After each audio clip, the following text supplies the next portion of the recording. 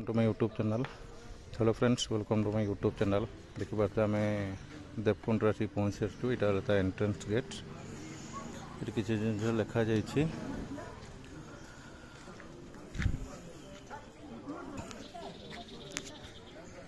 Welcome to Devkund. ये बाट हूँ एंट्री गेट। यू देवकुंड को पखापाखि परफेक्ट 4 किलोमीटर और से गाड़ी रखी सारापर आ 1 किलोमीटर चली चली जावाई पड़ो। टोटाल 5 किलोमीटर पर पर्सन 20 टଙ୍କା ना टिकेट। गाड़ी जदि बाइक जीव तेना 20 टଙ୍କା।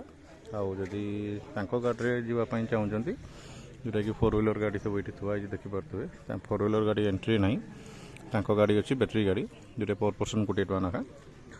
ये देखिए रास्ता सब ये पड़ी।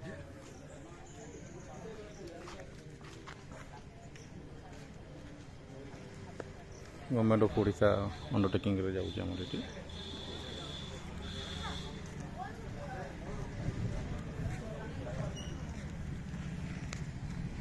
तर टाइमिंग रोचे अंबिका 7 ରୁ 3ଟା प्रवेश समय रोचे।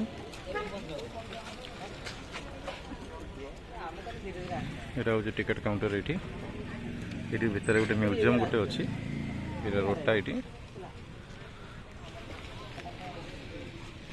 यही ऑटो जाऊँगी जोटा कि 20 ଟଙ୍କା पर पर्सन लोक पिछा से नौ। आम पिला ये देखिपे